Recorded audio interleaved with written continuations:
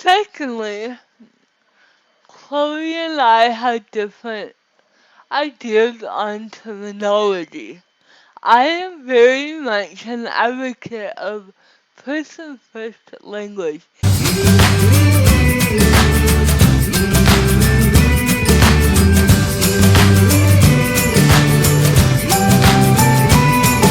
Hi everyone, happy Monday. As you may have noticed, Nico and I sometimes differ in views and terminology that we employ in our weekly blogs and YouTube videos. As such, we thought it would be helpful to do a video discussing our personal perspective and why we use the language we do. We will also be writing a blog outlining the use of all terminology, which will be live on our website in a few weeks. We will leave a direct link to our blog in the description box below. We hope you enjoyed this video and find it very insightful, thought-provoking, and we really hope to hear your experiences and opinions. Please don't forget to like the video if you enjoyed it, comment below, and subscribe for more weekly videos. Thanks for watching. Number 1. What does the social model of disability mean to each of us? So, though Chloe and I both believe in the social model of disability, we both have different takes on it.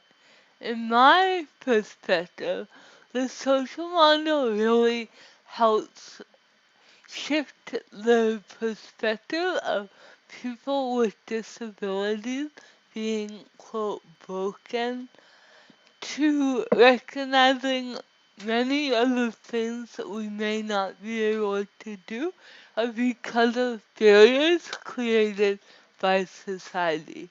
For example, a physical barrier, such as a set of stairs leading up to a building, does not mean that there's something wrong with me because I can't walk up those stairs, but rather, why did society decide we need these stairs? They're inconvenient for most people in general, and it's an issue that could easily be resolved by installing a ramp, for example. Similarly, technical, my personal and professional skills adhere to the social model of disability. I believe this model emphasizes the prominence of attitudinal, environmental, and societal barriers about the daily life of disabled folks. It ultimately removes expectation from disabled folks themselves and places accountability on society as a whole. Number 2. What is the terminology videos and what do we choose to adopt it in our daily life. Secondly, Chloe and I have different ideas on terminology. I am very much an advocate of person-first language, which actually kind of goes against the typical social model. However, in my in my experience, I find it much more validating to be referred to as a person living with a disability compared to a disabled person. Why? Well, I really feel passionate that although my disability has definitely shaped who I am today, it does not define who I am as a person. I am much more than just a disabled woman. So I really want to be viewed as a human being with lots of unique experiences and talents, as well as someone who lives with cerebral palsy. That's just my own take on it, and I don't really become offended if someone refers to me as a disabled person. But I feel person first language is often the best way to go if you don't know someone. I used to adopt person first language, but within the last year I have shifted towards identity first.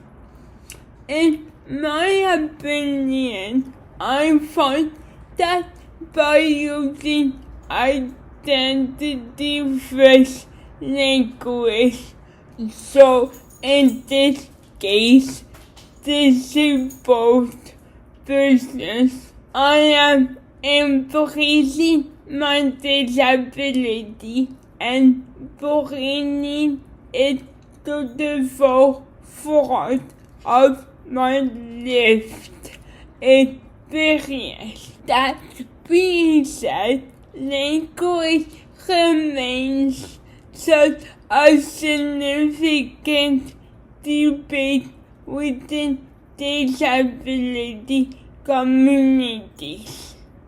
It is important to listen to disabled persons and honor the language they would like to adopt when speaking about themselves. Number three, how do we feel when we hear terminology that conflicts with our personal views?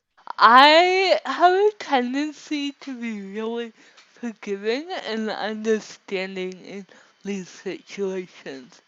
I've definitely been referred to as handicapped, the girl in the wheelchair, as a wheelchair, stuff like that. And that's not helpful or ideal.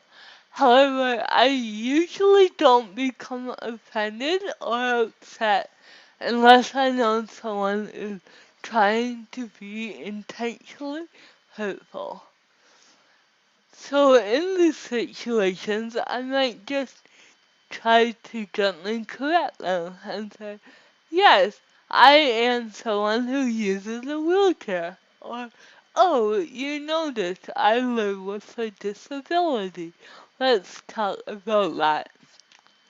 To help encourage a shift in perspective, but to hopefully not make someone feel guilty or uncomfortable for using language that doesn't resonate with me.